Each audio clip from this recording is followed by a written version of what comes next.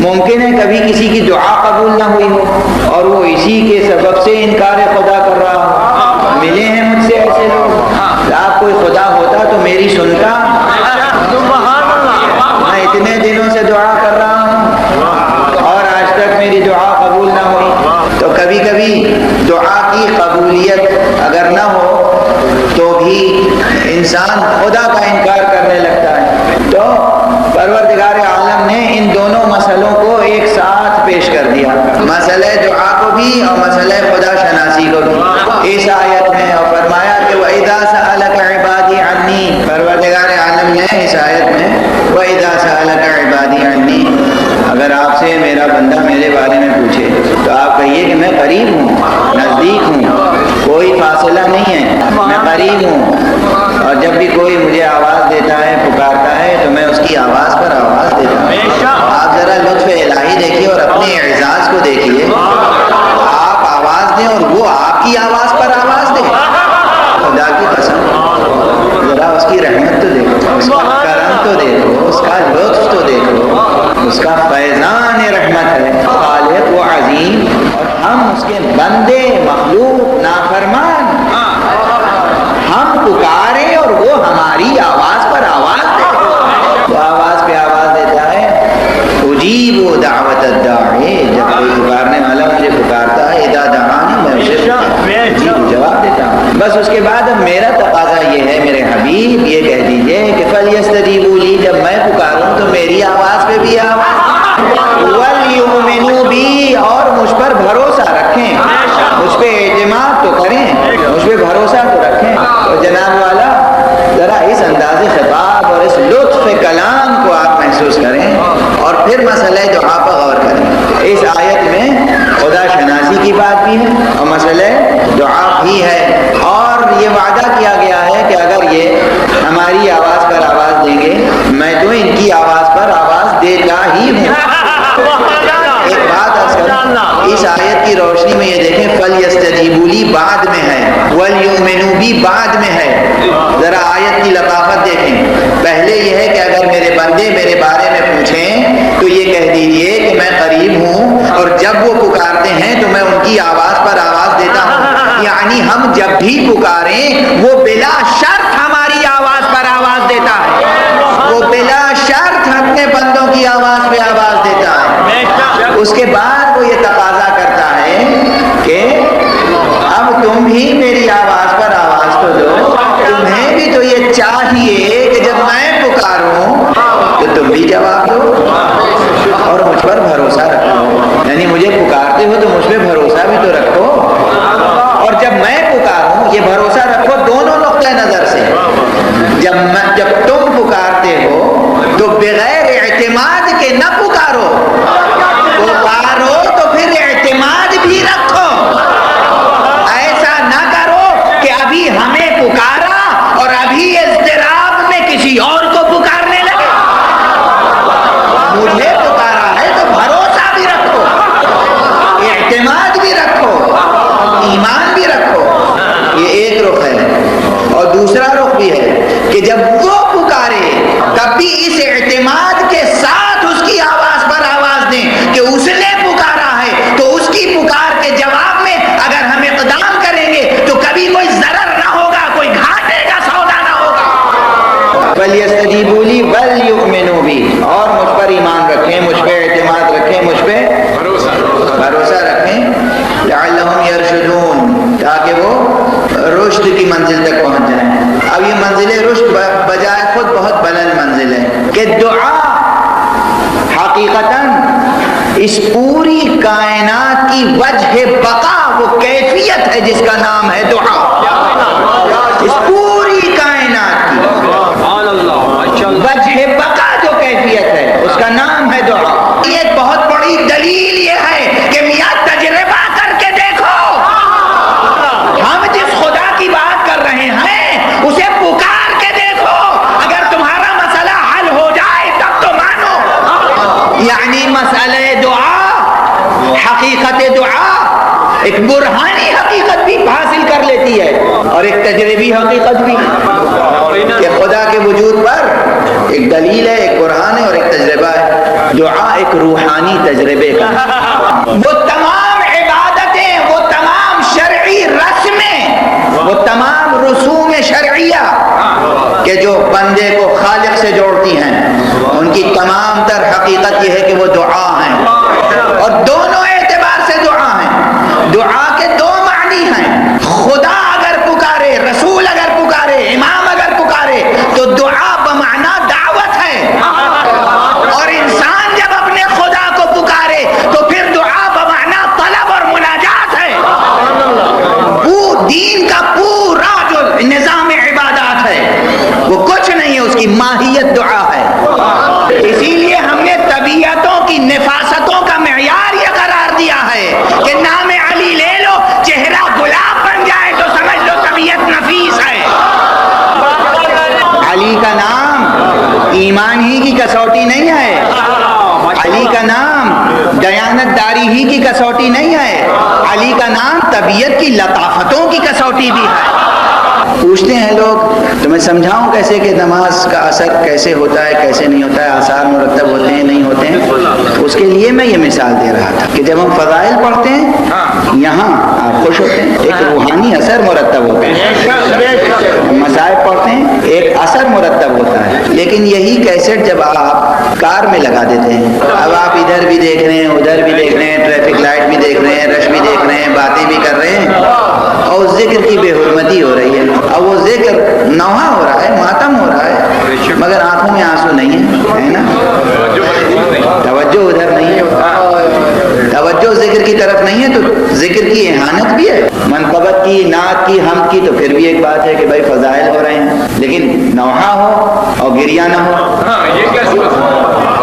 اب یہ کیسے ممکن ہے؟ تو اب اگر یہ معلوم روزمرہ کا تجربہ اب تو ہو گیا ہے کہ یہی ذکر یہاں ہو تو اثر رکھتا ہے، یہی ذکر وہاں ہو رہا ہے بے اثر ہے، تو اس کے معنی وہاں عادتاً سن رہے ہیں، یہاں ارادتاً سن رہے ہیں، وہاں یہی صدا رزق فضا بن گئی اور یہاں یہی آواز، یہی ذکر رزق جان بن گیا۔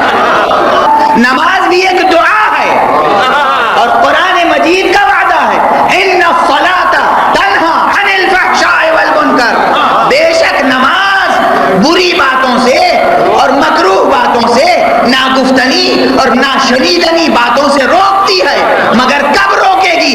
جب نماز حرکت جسم اور حرکت زبان اور حرکت لب سے آگے بڑھ کر روحانی تجربہ بن جائے، جب یہ تجربہ روح بن جائے گی نماز، پھر ممکن نہیں ہے کہ وہ اس اثر کو مرتب نہ کرے، پھر اثر مرتب ہوگا، لیکن اگر عادتاً پڑھی جا رہی ہے، ارادتاً نہیں پڑھی جا رہی ہے، تو پھر اس میں آثار مرتب نہیں ہوں گے۔ اب جو کلمات معصومین ہیں، اب جو معصومین نے دعائیں تعلیم فرمائی ہیں، وہ بھی پڑھو، اس طرح سے پڑھو کہ صرف پڑھنے کا اطلاق نہ ہو، دعا کرنے کا اطلاق ہو، یعنی جب دعائے صباح پڑھیں تو دعا کے کلمات کے سانچے میں پوری شخصیت ڈھل جائے، زبان پر الفاظ ہوں دل میں معانی، دعائے کمیل پڑھیں زبان پر الفاظ ہوں دل میں اس کے مضامین،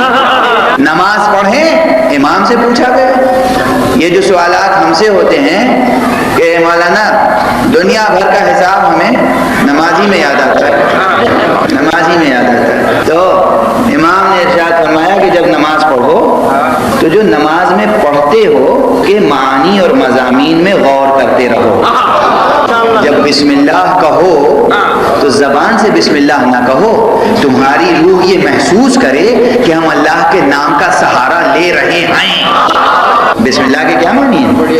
اللہ کے نام کے سہارے سے، تو سہارا لینے کا تجربہ بھی تو نفس میں پیدا ہو، اور پھر یہ کیفیت ہوگی کہ جب تمہاری روح جب یہ محسوس کرے، یہ تجربہ کرے کہ ہم نے اس کا سہارا لے لیا، تو ممکن نہیں ہے کہ سہارا لینے کے بعد اس کا تمہیں کسی محاذ میں ناکامی ہو، اس لیے فوراً روح الحمد کہے گی،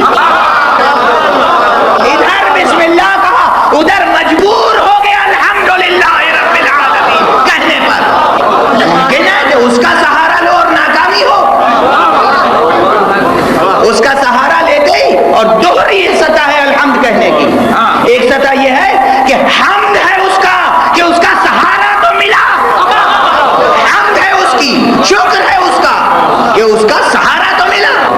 ستائی ہے کہ اچھا سہارا ملا تو پھر کامیابی میں دیر کیا ہے؟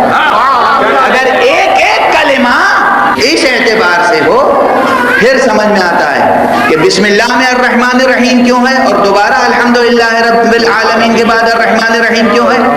اس لیے کہ پہلے تجربہ نہ تھا، صرف تصور تھا کہ سہارا اس کا جو رحمان ہے اور رحیم، اور جب نفس کو تجربہ ہوا تو پھر نفس تصدیق کرے گا ہاں ہاں سچ میں وہ رحمان ہے اور رحیم، اور جہاں اس کی بے پناہ رحمانیت اور رحیمیت کا تصور آیا وہیں انسان دنیا سے بیزار و بے نیاز ہو کر آخرت کی طلب میں آگے بڑھے گا، اور جب کہے گا کہ یہ رحمان ہے اور رحیم ہے تو پھر ایسے خدا کو رکھنے والا، ایسے خدا کو ماننے والا، ایسے خدا کو سجدہ کرنے والا بھلا قیامت سے خائف کیوں ہو؟ بے اختیار کہے گا مالک یوم الدین۔ اور ابھی تک تو اب دیکھیے تجربہ دھیرے دھیرے آگے بڑھتا ہے، ابھی تک گویا وہ حقیقت پردہ غائب میں ہے، ابھی تک وہ حقیقت گویا پردہ غائب میں ہے، ہم کھڑے ہیں کسی حقیقت کے تصور میں، اور جیسے ہی سہارا لیا، سہارے کا تجربہ کیا نفس نے، اس کی حمد کی، اس کی رحمانیت اور رحیمیت کا ادراک ہوا، اور جیسے ہی یہ روز آخرت کا تصور آیا، جیسے معلوم ہوتا ہے کہ سامنے سے نگاہ کے سامنے سے پردہ ہٹ گیا، اب خطاب براہ راست ہے، اب تک خطاب براہ راست نہ تھا، اب جو پردہ ہٹا تو براہ راست دو بدو خطاب ہونے لگا، ایاک نعبد و ایاک نستعین۔ اب جب پردہ بھی درمیان سے ہٹ جائے تو مجال ہے کہ فکر کہیں بھٹک جائے۔ اب بندہ ہے اور خدا، نہ کوئی فاصلہ ہے نہ فاصل، نہ کوئی حجاب ہے نہ نقاب، بندہ ہے اور خدا، خالق ہے اور مخلوق۔ اب اس تجربہ جاں کے بعد ممکن ہے کہ کہیں توجہ بھٹک جائے، اس لیے کہا گیا تجربہ روح ہونا چاہیے، اور جب اس سے براہ راست مانگیں گے کچھ تو جس کے پاس جو شے ہوتی ہے وہی عطا کرتا ہے، جس کے پاس جو شے ہوتی ہے وہی عطا کرتا ہے۔ ہم تو خدا کے ہاں پہنچے، ہم نے کہا پروردگار ہم تیری ہی عبادت کرتے ہیں اور تجھ ہی سے مانگتے ہیں، ہمیں راستہ دکھا دے۔ ہم گئے تھے خدا کے پاس راستہ پوچھنے، اور راستہ، اور خدا نے کہا اب اگر راستہ دیکھنا ہے تو پھر ذرا ان ہستیوں کے پاس جاؤ۔ اب کھڑے ہیں خدا کے سامنے، تصور ہے محمد کا، تصور ہے علی کا، تصور ہے حسن کا، تصور ہے حسین کا، تصور ہے زہرا کا، الذین انعمت علیہم، ان کا راستہ جن پر تیری نعمتیں ہیں، صلوات پڑھیں محمد۔ اچھا اپنی طبیعتوں پر قابو پا جاؤ تو ایک جملہ اور کہوں، اب تک دنیا کہتی ہے اور پوچھتی ہے کہ بتائیے نماز میں ان کا تصور آ جائے تو شرک تو نہ ہوگا؟ میں کہتا ہوں نماز اس وقت تک نماز ہو ہی نہیں سکتی جب تک ان کا تصور نماز ہی نہیں ہوگی، سورہ حمد ختم ہی نہیں ہوگا۔ انعمت علیہم کس پر نعمتیں ہیں؟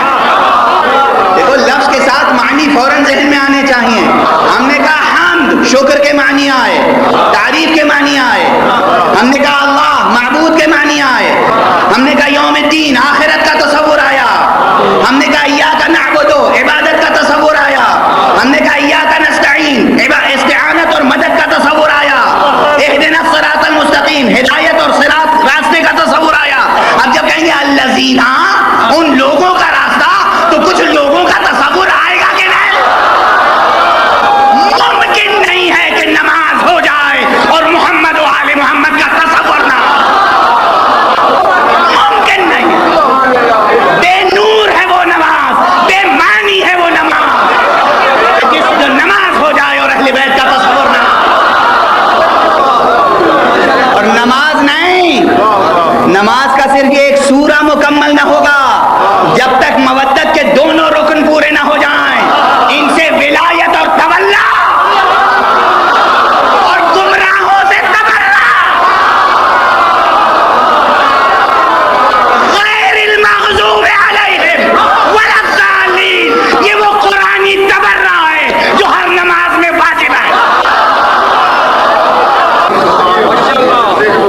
آپ سمجھو کہ نماز کیا ہے. دعا کا موضوع تھا نا. نماز خود دعا ہے، پوری نماز ایک دعا ہے. اور بطور خاص سورہ حمد، یہ تو ہے ہی دعا. سورہ حمد وہ دعا ہے جو مصطفیٰ کا انشاء نہیں ہے، یہ پیغمبر کی تخلیق کی ہوئی دعا نہیں ہے. سورہ حمد وہ دعا ہے جو انشاء محمد ابن عبداللہ نہیں آئے، یہ کسی ہاشمی کی تخلیق نہیں آئے. سورہ حمد وہ دعا ہے جو انشاء مشیت ہے. سورہ حمد وہ دعا ہے جو پروردگار نے تعلیم فرمائی ہے کہ اس طرح دعا کرو. یعنی خدا خود کہتا ہے دعا کرو کہ ہمیں محمد اور آل محمد کا راستہ دکھا. اچھا جوانوں عزاداروں بتاؤ، اب نماز پڑھنے کا دل چاہتا ہے کہ نہیں؟ آئے ہو تم پر، اگر تم اللہ کی قائم کردہ فرض اعضا کو اختیار نہ کرو. ارے نماز خود ایک مجلس ہے، نماز مکمل مجلس ہے. نماز میں فضائل ہیں، نماز میں مصائب ہیں. نماز و مجلس شبیر کا ہے ایک مزاج. تو قرب حق کا ارادہ تو آؤ مجلس میں. جو اختصار ہو پیش نظر، نماز پڑھو، طلب ہو دل میں زیادہ تو آؤ مجلس میں. نماز بھی ایک دعا ہے، مجلس بھی ایک دعا. یہ مکمل مجلس ایک دعا ہے. کچھ نہ طلب کرو، یہاں آ جاؤ تب بھی تمہاری حاجتیں پوری ہوں.